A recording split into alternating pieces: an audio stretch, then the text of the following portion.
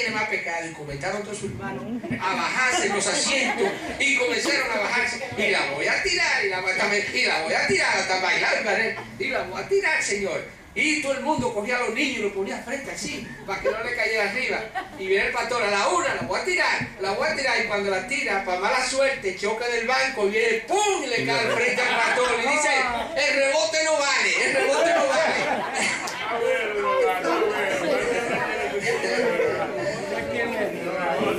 El rebote no vale. Hoy día tengo una meditación muy extraña, pero muy verdadera. Vamos a entremezclar unos cuantos libros para llegar a saber el sufrimiento que pasó Jesucristo. No fue comparado a los esfuerzos que Él tuvo antes de que Él viniera al mundo, para Él poder venir al mundo. ¿Me explico, verdad? ¿Me entendieron? Para Él poder venir al mundo, los esfuerzos que tuvo que hacer, la lucha que tuvo que llegar a hacer. Y vamos a entremezclar unos cuantos libros que después al final ustedes van a dar cuenta cómo encajan esos libros. Pero primero vamos a ponernos en manos del Señor, porque Él es el que dirige todas las cosas. Oremos, hermano. Padre Santo, alabado y bendito sea tu nombre, Señor. Te pedimos en el dulce nombre de Jesús que tú nos dirijas, Señor, en el día de hoy. Que tú pongas la semilla de la verdad en nuestra mente, Señor, para nosotros poder explicar más y más de tu palabra, Señor. Que cada uno de nosotros, Señor, comprendamos, que tú prepares nuestra mente, nuestros corazones, para nosotros poder entender más y más de ti, Señor. Porque tú eres el único que tiene palabra de vida eterna, Señor. Amén. Bendice todos los hermanos que están presentes y toda la familia. Y si hay algún problema entre ellos, que tú toques, Señor, ese problema y ese mal. Porque sabemos que sin ti nada podemos hacer. Tú eres el Todopoderoso, Señor. Y en ti confiamos. Y te lo pedimos en el dulce nombre de tu amado Jesús. Amén. Amén. Hay un versículo en la Biblia que dice, en Hebreo 2, capítulo 3, que dice, ¿cómo escaparemos nosotros si perdemos una salvación tan grande y tan costosa como la que el Señor tuvo que pagar desde el principio de la eternidad? Por eso que Jesucristo dijo que mi Padre siempre está trabajando, es decir, Él no ha parado de trabajar, porque Él ha querido. Nosotros vemos que Satanás desde el principio trató, de ese versículo que le dio nuestro hermano Dore, de que la simiente no pudiera llegar al mundo. Es decir, que los eventos históricos que nosotros vemos en realidad son repercusiones de una batalla invisible entre Dios y Satanás en el mundo que nosotros no vemos. Es decir, hay una historia detrás de la historia que se está escribiendo. La verdadera historia se está escribiendo en la batalla entre Dios y Satanás en el mundo invisible. Para comenzar nuestro tema, vamos a buscar un par de ejemplos de cómo los eventos terrenales son un reflejo de la batalla celestial entre Dios y Satanás. Busquemos a Job en el capítulo 1, versículo 12, y resulta que si ustedes leen antes de este, van a encontrar que en el cielo se celebró un concilio celestial y estaban reunidos los ángeles y los habitantes de los cielos, y se empezó a hablar de un personaje que se encontraba en el planeta Tierra. Y ese personaje se llamaba Job. Para hacer una historia larga, corta, lo que hizo Dios fue darle a Satanás permiso para que afligiera a Job. Y descendió a la tierra y afligió a Job, quitándole todo, aún su salud. Lo único que no le quitó fue la vida. Entonces, ahora, si uno hubiera estado en la tierra viendo el sufrimiento de Job, uno pensaría que todas esas calamidades vinieron porque eran eventos terrenales. No se imaginaría que en realidad sus males eran causados por fuerza invisible que querían causarle daño. Es decir, lo que se veía terrenalmente era el fruto de las acciones de Satanás en un mundo invisible que no se ve. Y en el versículo 12 vemos que Dios le da permiso y dice: y dijo Jehová a Satanás, he aquí todo lo que tiene está en tus manos, solamente no ponga tus manos sobre él. Y salió Satanás de delante de él y afligió a Dios. Yo me imagino qué pensaría su compañero del mal que le vino a Job, que era solamente un problema como nos causa a nosotros. Cuando nosotros vemos un hermano enfermo, nosotros pensamos que ese hermano se enfermó porque fue afuera, salió desabrigado, porque hizo un sinnúmero de cosas. No entendían que lo que se veía era una repercusión, o era una sombra, o el resultado de una batalla entre Dios y Satanás en el mundo invisible. Pero tenemos otro ejemplo en la Biblia en la cual se ilustra que esta batalla que se está realizando en el mundo visible, que los eventos históricos son solamente el resultado de esta batalla entre Dios y Satanás. Ustedes recuerdan cuando los reyes magos no regresaron por Jerusalén, Herodes se llenó de ira. Y notemos lo que mandó hacer Herodes, si leemos en Mateo 2, 16. Y la palabra dice así: Herodes entonces, cuando se vio burlado por los magos, se enojó mucho y mandó a matar a todos los niños menores de 2 años que había en Belén y en todos sus alrededores que había adquirido de los magos. Si nosotros hubiéramos leído el periódico del siguiente día, hubiéramos leído: Herodes pensaba que iba a nacer alguien que le iba a quitar el trono y mandó a matar a todos los niños. Uno pensaría eso era un evento histórico o el resultado de la ira de un rey que se siente amenazado. Pero Apocalipsis 12 corre el velo y nos ayuda a saber quién estaba detrás de Herodes. Note lo que dice Apocalipsis 12, 4. Dice: hablando de un dragón bermejo, y su cola arrastraba la tercera parte de las estrellas del cielo, y la arrojó sobre la tierra. Y el dragón se paró frente a la mujer que estaba para dar a luz, al fin de devorar a su hijo tan pronto como naciera.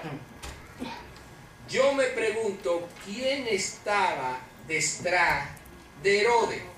Es decir, ese evento histórico era en realidad una repercusión o el resultado del movimiento que se estaba realizando en un mundo invisible.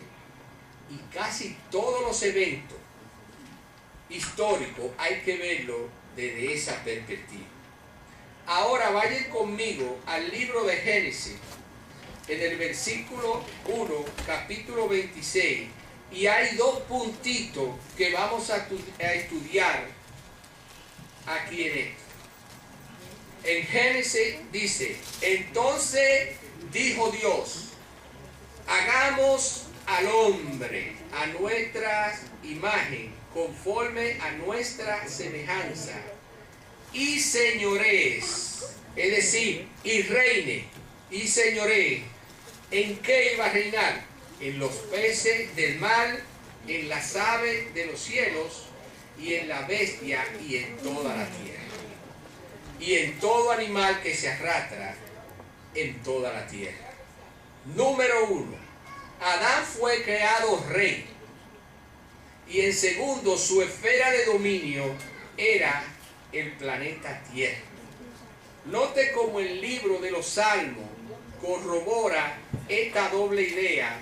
Busquemos en Salmo 8, capítulo de 3 en adelante. Y la palabra dice así: cuando veo tu cielo, obra de tus dedos, la luna y las estrellas que tú formaste, digo, ¿qué es el hombre para que tengas de él memoria? ¿Y el hijo del hombre para que lo visites? Le ha hecho poco menor que los ángeles, y lo coronaste, es decir, ya lo pusiste rey, de gloria y de honra. Le hiciste señorial, ve la misma palabra, sobre la obra de tus manos. Todo lo pusiste debajo de sus pies, ovejas, bueyes, todo ello, y asimismo la bestia del campo, las aves de los cielos y los peces del mar, todo cuanto pasa por los senderos de la mar. Es decir, Adán fue colocado como rey del planeta Tierra. Y si leemos con cuidado en el libro de Génesis, nos vamos a dar cuenta que el plan de Dios era que Adán y su descendiente vivieran para siempre comiendo del árbol de la vida, porque Él no le prohibió comer de ese árbol. Nunca dejarían de existir, nunca dejarían su nombre, ni se borraría ello de la existencia. Un triple plan de Dios: que Adán fuera rey, que tuviera la tierra como esfera de dominio y viviera para siempre. Pero luego entró la tragedia del pecado y el plan de Dios se tropió en gran medida, se dañó. El hombre perdió los tres elementos del plan original de Dios. Perdió su posición como rey, perdió su esfera de dominio en la tierra, y en lugar de vivir para siempre, la Biblia dice que entró al mundo la muerte. El hombre iba a ser borrado de una vez por todas sobre el planeta Tierra. Al polvo fuiste y al polvo volverás. ¿Y quién introdujo la muerte? Satanás. ¿Sabían ustedes que después que Adán fue derrocado, y ustedes saben que este personaje Satanás, lo primero que él quiso hacer fue derrocar ¿a quién? A Dios. A él le gustaba esas cosas. El que Dios lo puso ahí, vino para eso. Fue derrocado del trono. Satanás se sentó en el trono que Adán dejó vacante, y que ahora Satanás llegó a ser el rey sobre este planeta. Por esa razón, en el libro de Job, capítulo 1, versículo 6, encontramos algo muy interesante. Cuando se celebró esa reunión en el cielo, en vez de ir Adán, ¿quién fue representando el planeta Tierra? Satanás. Porque dice, y estaban los hijos de Dios. Ahí Satanás no estaba, pero él fue que fue a representar.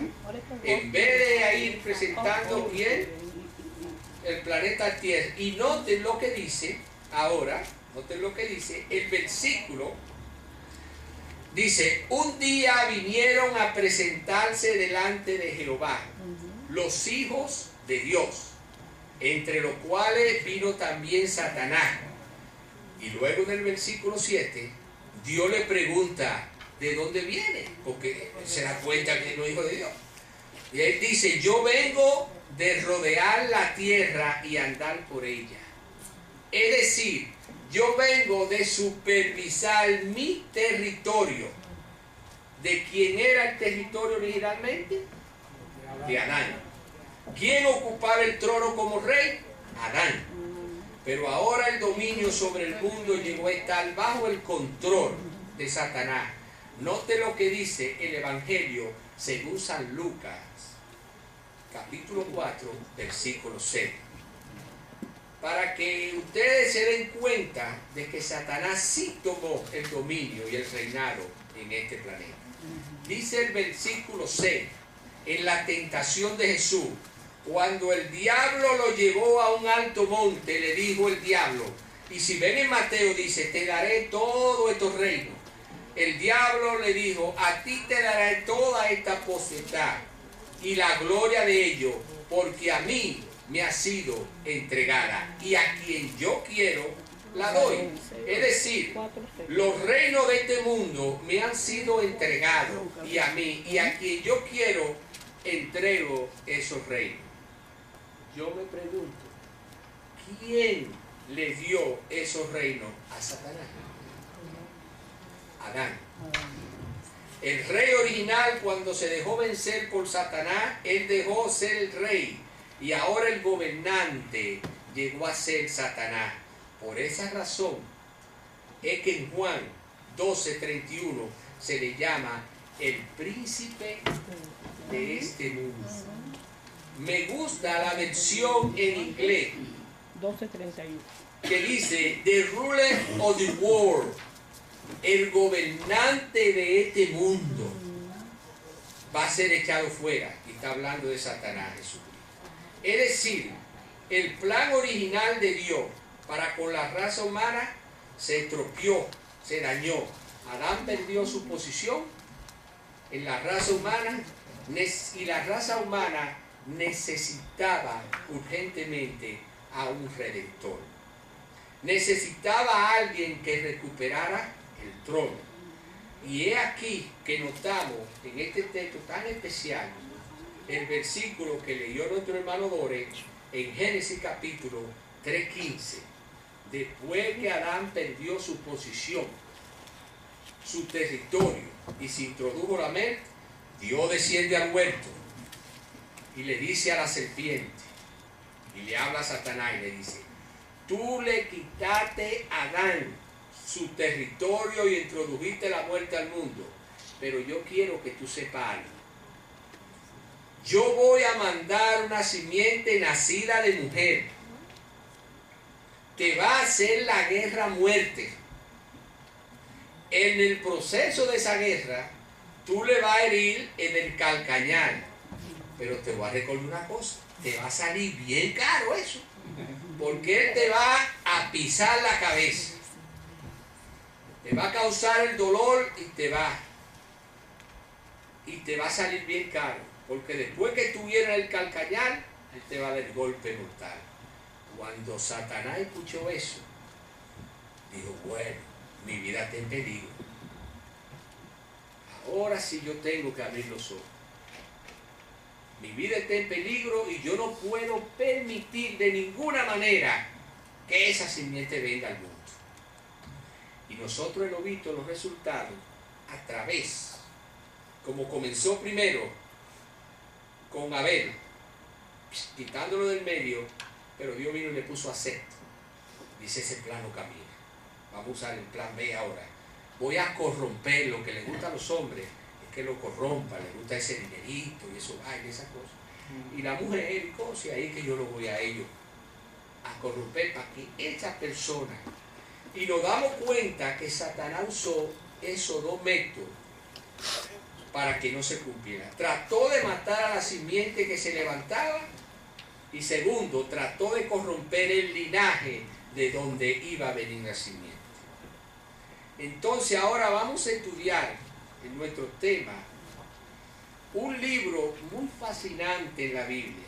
Y ustedes me van a decir, ¿pero qué tiene que ver ese libro, hermano, con Génesis? Yo creo que antes que terminemos, vamos a ver la conexión con Génesis 3:15.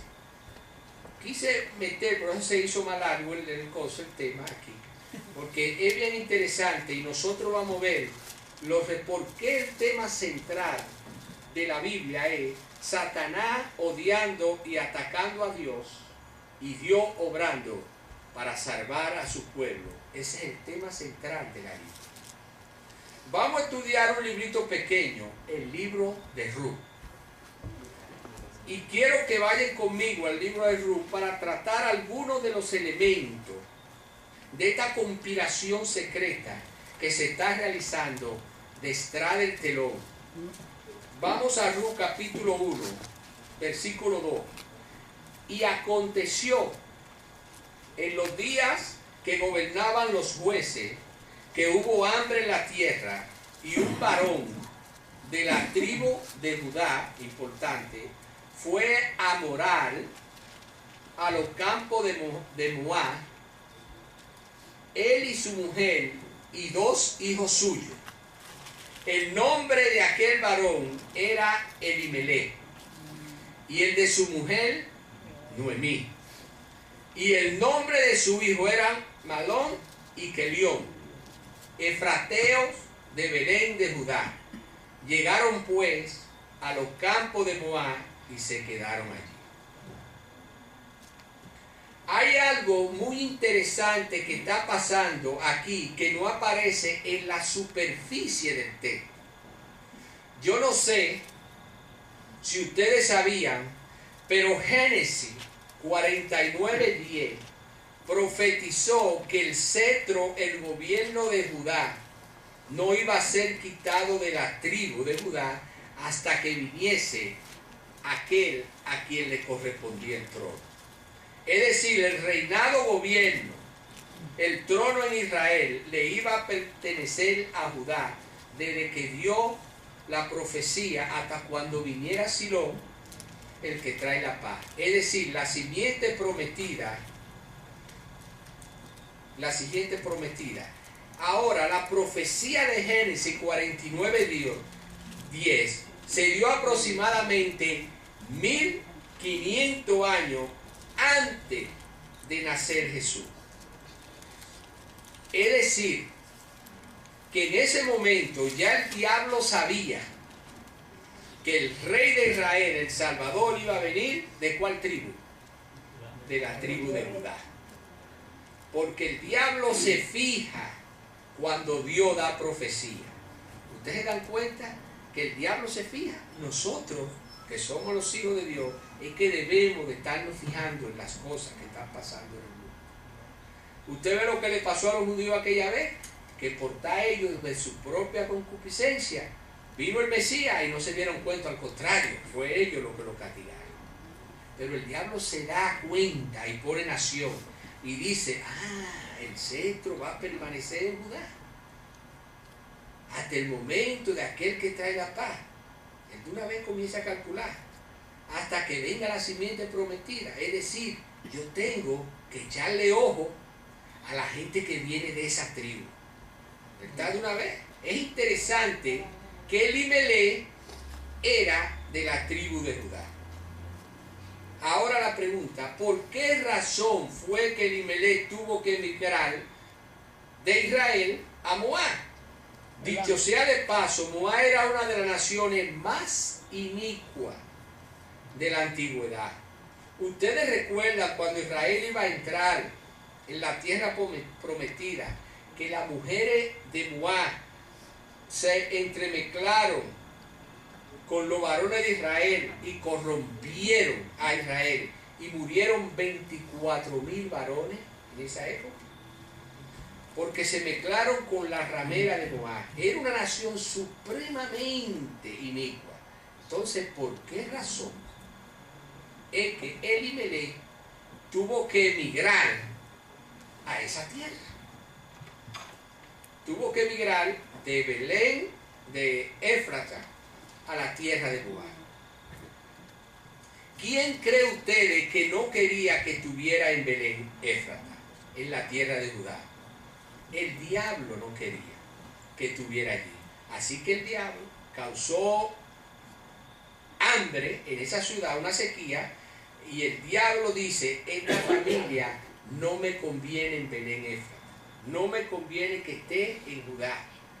Hay algo especial en esta familia. Lo que voy a hacer causó la sequía y ellos van a emigrar a Moab. Cuando vayan allá, se van a entreligar con esas mujeres y van a perder su identidad y de ahí no va a venir nada. Y no va a tener ningún problema. Lo voy a entremezclar y van a perder completamente su identidad. Para que ustedes vean que no es interpretación mía, ustedes se acuerdan en Génesis 45, 7 y 8 de José. ¿Hubo una sequía en esos tiempos? ¿Hubo 7 años de prosperidad? Satanás lo que quería era matar a la familia de Jacob para que la simiente no viniera de ahí, lo quería matar de hambre. Por eso es que cuando José se encuentra con los hermanos y se abren, y se pone a llorar, le dice, no se culpen. Dios me mandó aquí antes a ustedes, no fue a ustedes que me vendieron. Dios me mandó aquí para que yo preservara la simiente de Dios, para que no murieran de hambre allá. Es decir, Satanás, en ese era el plan Satanás con Elimelech y su familia. Se iban a Moab, se van a corromper con la mujer moabita, problema resuelto. Pero el diablo le salió mejor el plan de lo que lo planeó. Porque dice que cuando estaban allá, Elimelech se murió. Y el diablo dice, problema resuelto. Ya Elimelech está muerto y dice, pero quedan todavía los 2 hijos. Todavía está Mahlón y Kelión. ¿Qué voy a hacer con eso? Los voy a ligar que se casen con moabitas. Y fue exactamente lo que ellos hicieron. Uno se casó con Orfa y otro se casó con Ruth. Ahora a los hebreos se le había prohibido casarse con mujeres de naciones paganas. Así que el diablo dice, problema resuelto. Pero otra vez le salió el plan mejor a Satanás de lo que lo planeó. Porque ni siquiera tuvo que corromper a esos muchachos. Porque dice en el capítulo 1, versículo 15, que los 2 hijos de Elimelech murieron también. Es decir, ya esta familia no había varón para traer la simiente al mundo. Satanás dice, problema resuelto. Pero no sabía lo que le esperaba. Ahora llegó el momento en que Noemí decidió que era hora de regresar a Belén Éfrata. Y eso era providencial que ella tenía que llegar. Tenía que regresar a Belén Éfrata. Y noten, en el capítulo 1, versículo 6, donde nos dice que ella decidió regresar otra vez a su tierra. Entonces se levantó con su nuera y regresó de los campos de Moab, porque oyó en los campos de Moab que Jehová había visitado a su pueblo para darle pan. Dice, hay pan allá, vamos a regresar a la tierra. Lo interesante es que reúne a su nuera, moabitas, y le dice, mire, yo voy a regresar a Belén Éfrata, a la tierra de Judá. Ustedes regresen mejor a su familia, a su diosa, porque de nada vale que vayan conmigo. Yo no tengo ni en qué caerme muerta. Elimelech, yo soy una esclava, no tengo nada. Y Orfa dijo, ok, y se fue. Pero Ruth era diferente. Parece que Mahlón era un hombre más de Dios y le había enseñado principio del Dios Todopoderoso. Note lo que dice el libro de Ruth, capítulo 1, versículos 16 y 17. Después que Orfa se fue, Ruth pronuncia la famosa palabra del capítulo 1. Dice, no me ruegue que te deje y me aparte de ti, porque a donde quiere que tú fuese, iré yo, y donde quiera que vivieres, viviré. Tu pueblo será mi pueblo y tu Dios será mi Dios. Está renunciando a su ciudadanía moabita y se está haciendo ciudadana israelita. Así es que nosotros hacemos cuando vamos aquí a jurar. Nosotros renunciamos a nuestra cosa. Aunque hay países que hay doble ciudadanía, pero en ese tiempo no había doble ciudadanía. Ella se estaba haciendo ciudadana israelita. Tu pueblo será mi pueblo y tu Dios será mi Dios. Y el capítulo 17, donde tú murieres, moriré yo. Y allí seré sepultada, así me haga Jehová. Aún me añada que solo la muerte hará separación entre vosotras. Así Ru y Noemí emprendieron viaje de regreso a Belén Éfrata.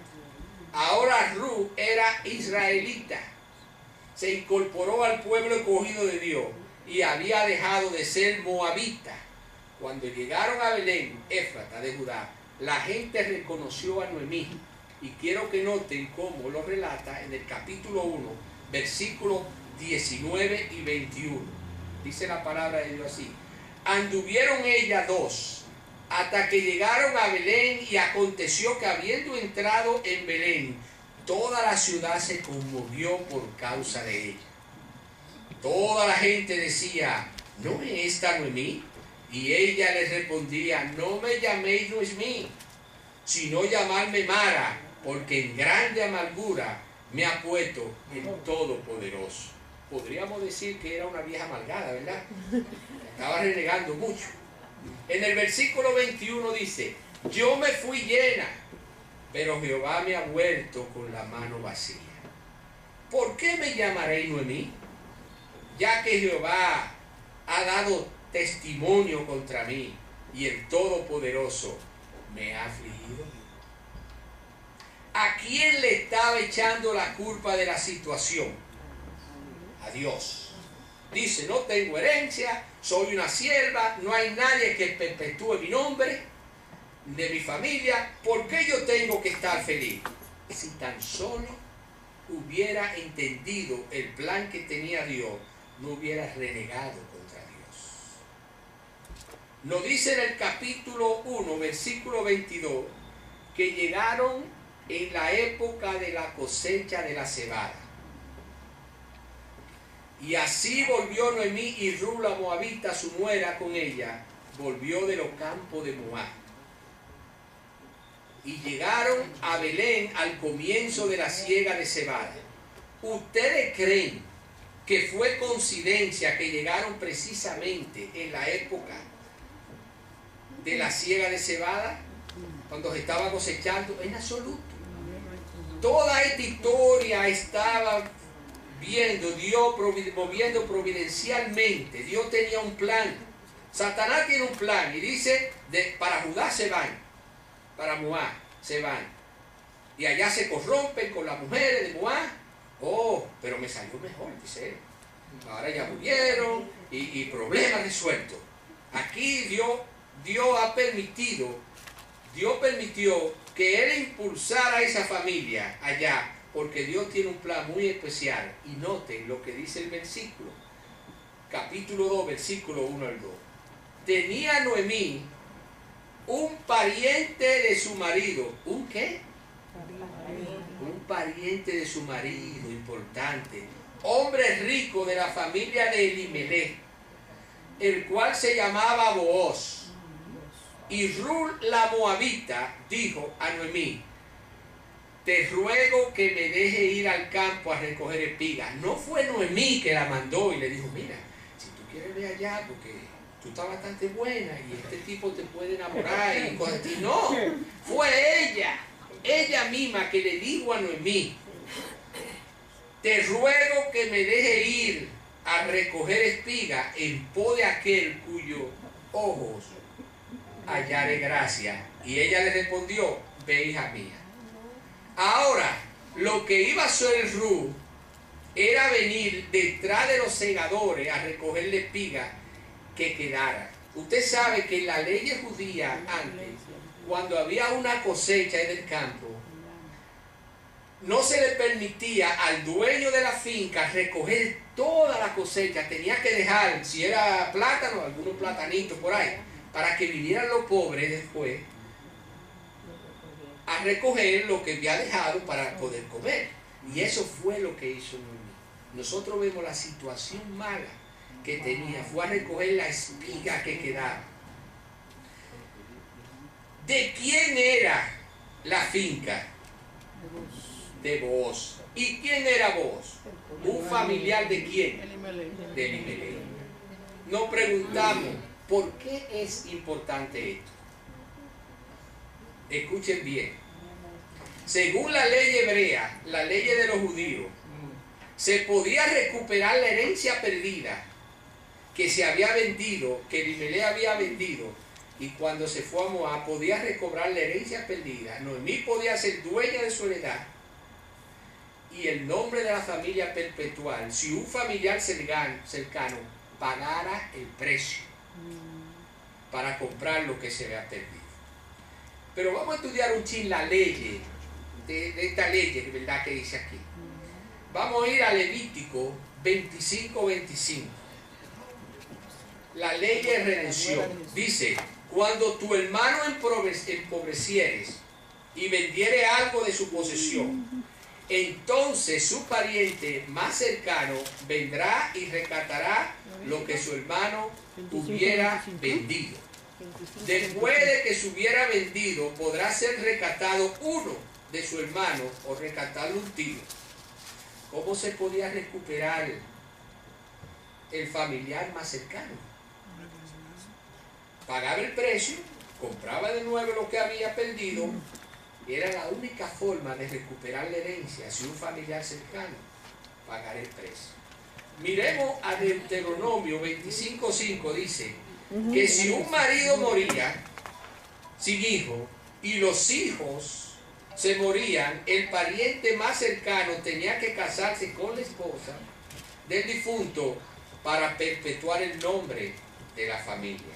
O sea, que la única forma que Noemí podía recuperar era si un familiar cercano pagaba el precio para rescatar lo que se había vendido o perdido. ¿Y quién era vos? Un pariente cercano de Elimelech. Es decir, vos podías recuperar lo que se había perdido. Ahora vamos a cortar la historia y ustedes pueden ir al capítulo de Ruth 4:9, que había allí un pariente. Había un pariente más cercano que Booz. Y Booz le dice: mira, como tú eres un pariente más cercano, tú puedes pagar el precio para recuperar la cosa. Dice: no, yo lo hago, dice el tipo. Dice: pero tú tienes que casarte con Ruth. Dice: no, entonces no, entonces paso. El pariente más cercano que vos. ¿Y quién era que debía de hacerlo? Era vos. Porque Dios tenía un plan especial con vos. Note lo que dice Ruth capítulo 4:10. Y que también tomo por mi mujer a Ruth la Moabita, mujer de Mahlón, para restaurar el nombre del difunto sobre su heredad, para que el nombre del muerto no se borre dentro de su hermano, y de la puerta de su lugar vosotros sois testigo hoy. Pregunto, ¿iba a continuar el linaje de Elimelech de la tribu de Judá? Claro que sí. ¿Se iba a comprar el patrimonio perdido? ¿Cómo no? Ustedes preguntarán, hermano, ¿qué importancia tiene todo lo que usted ha hablado? Llegamos ahora al clima de la historia. Noten lo que dice Ruth, capítulo 4, versículo 3. Vos pues tomó a Ruth, y ella fue su mujer, y se llegó a ella, y Jehová le dio que concibiese y diese a luz un hijo. ¿Qué había hecho Dios? Había importado a Ruth de Moab. Satanás impulsó a Abimelech y su familia, y Moab, porque quería impedir que de esta familia viniera la simiente. El capítulo 14. Y las mujeres decían a Noemí: loado sea Jehová que hizo que no te faltate hoy pariente, cuyo nombre será celebrado en Israel. Versículo 15, en el cual será restaurador de tu alma y sustentará tu vejez. Pues tu nuera que te ama lo ha dado a luz a ella y es de más valor para ti que 7 hijos. Versículo 16. Y tomando Noemí el hijo lo puso en su regazo y fue su haya. Y ahora escuchen el versículo 17. Y le dieron nombre las vecinas diciéndole, le ha nacido un hijo a Noemí. Y lo llamaron Obed. Obed es el padre ¿de quién? De Isaí. Y Isaí es el padre de David. ¿Por qué es importante esto? La sencilla razón que del linaje de David nacería ¿quién? Jesús, el Mesías prometido. Ahora, hermano, el libro de Ruth, si ustedes ven, termina en una forma muy extraña. ¿Quién termina una historia de amor con una genealogía? Porque sería bonito que fuera, dijeron, y se casaron, tuvieron hijos y vivieron para siempre. Pero no, terminan con una genealogía. Pero debemos de ponerle atención a esa genealogía. Porque así como Satanás le pone atención a esa cosa, nosotros debemos también de ser más obedientes que ese ser. Siempre debemos estudiar el linaje. Son las generaciones, dice en el versículo 18, estas son las generaciones de Faré. Faré engendró a Hezrón. Y el 19, Hezrón engendró a Ran, y Ran engendró a Aminadab, Aminadab a Nazón, y Nazón a Salmón, Salmón a Boz, y Boz engendró a Obed, Obed a Isaí, y Isaí a David. Ahora vamos al Evangelio según San Mateo, capítulo 1. San Mateo, capítulo 1, si nosotros lo vemos, ahí está la genealogía de ¿quién? De Jesús. Si nos vamos a Mateo, nosotros vemos que está la genealogía de Jesús. Y vamos a buscar en el capítulo 1, versículo 3, 5, 6 y 16. Dice aquí, Judá engendró a Tamar, Tamar a Faré, Faré a Hezrón, Hezrón a Arán, Arán engendró a Aminadab, Aminadab a Nazón, y Nazón a Salmón, y Salmón engendró a Boz, y Boz engendró de Ruth, de Abel. El 6. Isaí engendró al rey David, y el rey David engendró a Salomón, de la que fue mujer Urías.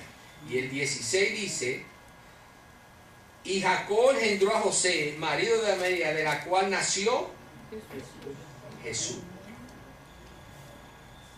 Lo que Satanás impidió, Dios se lo impidió. Y saben que Belén Éfrata era un lugar muy importante. ¿Por qué pensaba Noemí que debía regresar a Belén Éfrata? Ella no lo sabía. Pero la Biblia nos lo explica. Noten lo que dice en el libro de Miqueas, capítulo 5, versículo 2. Dice, pero tú, Belén Éfrata, la misma ciudad, ¿verdad? Pequeña para estar entre la familia de Judá, de ti me saldrá el que será Señor en Israel, y sus salidas son desde el principio, desde los días de la eternidad. ¿Quién iba a nacer en Belén Éfrata? Jesús. ¿Está viendo lo que está pasando en esta historia? Dios obrando y el diablo obrando. Voy a hacer para que no venga la simiente, y Dios dice, así es la cosa. Ahora yo traigo a Ruth de allá y la traigo nacionalizada y el plan sigue. Es decir, hay una historia que se está escribiendo detrás de la historia. Es como si fuera un juego de ajedrez. Imaginémonos a Satanás y a Dios sentados cada uno. Y los movimientos de la ficha son movimientos históricos. Y Dios dice a Satanás, juega. Entonces el diablo hace un movimiento en la historia y Dios dice, ya jugaste, ahora me toca a mí. Y Dios contrajuega y el diablo dice, si yo hubiera sabido que él iba a jugar así, juego de otra manera. La historia es un juego y un contrajuego. Y saben algo interesante, ¿cómo le gustaría a ustedes jugar con una persona que ya sabe cómo usted va a jugar?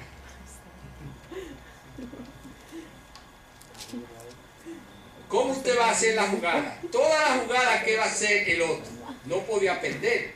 Lo que pasa es que el diablo tiene que adivinar cómo va a jugar Dios, pero Dios ya sabe cómo va a jugar Satanás. Y por eso el plan de Satanás le falló, el plan que tenía. Dios lo usó para cumplir su propósito. Y voy a resumir el significado de esta historia. Ahora, cuando la raza humana pecó, cuando el hombre perdió su dominio, su patrimonio, su posición como rey, se hizo esclavo, también su nombre iba a ser borrado de la raza humana. Necesitaba a un redentor.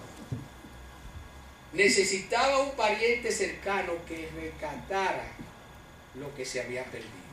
El problema es que no había nadie que pudiera rescatar o comprar lo que se había perdido, porque todos vendimos o vendieron su patrimonio, todos se hicieron esclavos y se hicieron reos de muerte, porque el apóstol Pablo dice que no hay justo ni a uno.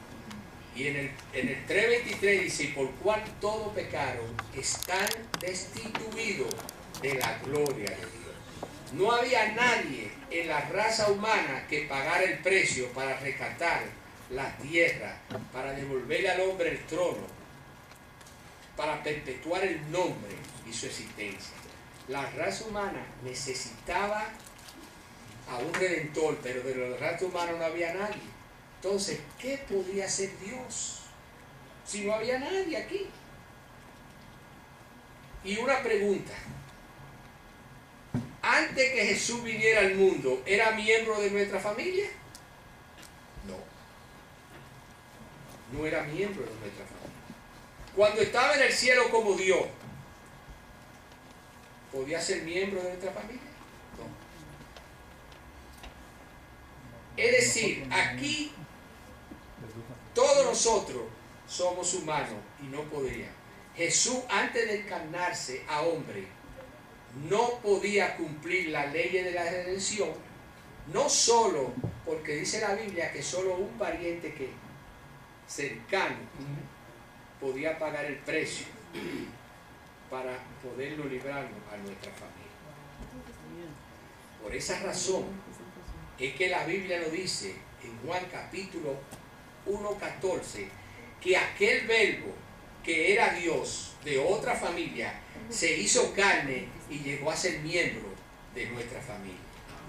Para que como nuestro pariente cercano pudiera recuperar pagando el precio, pagando por su muerte, porque ya no iba a pagar por una heredad, ni por un grupo de tierra, ni por una familia, sino por toda la familia del mundo, para recuperar lo que la raza humana había perdido.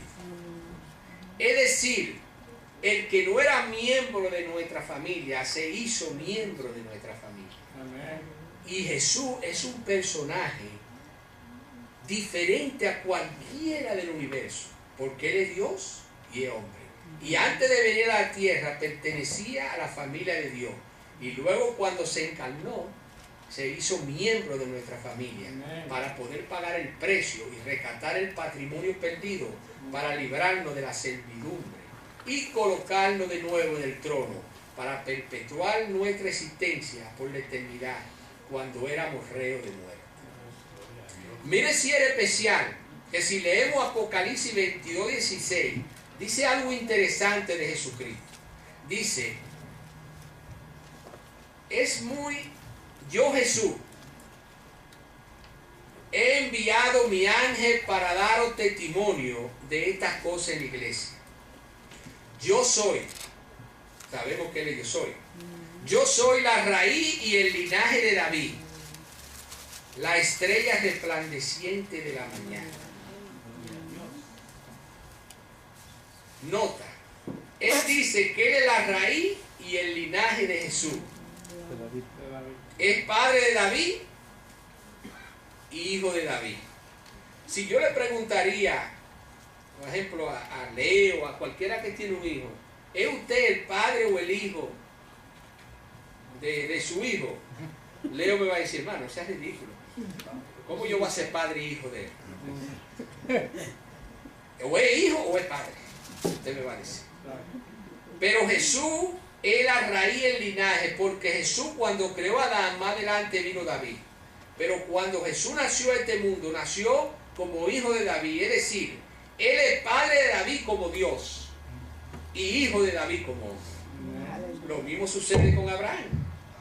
Él viene del linaje de Abraham, él es hijo de Abraham, pero en Juan 8:58 él le dice, antes que Abraham fuese, yo soy. Es decir, antes que Abraham fuese, yo soy, y él es hijo de Abraham. Es un personaje muy bien.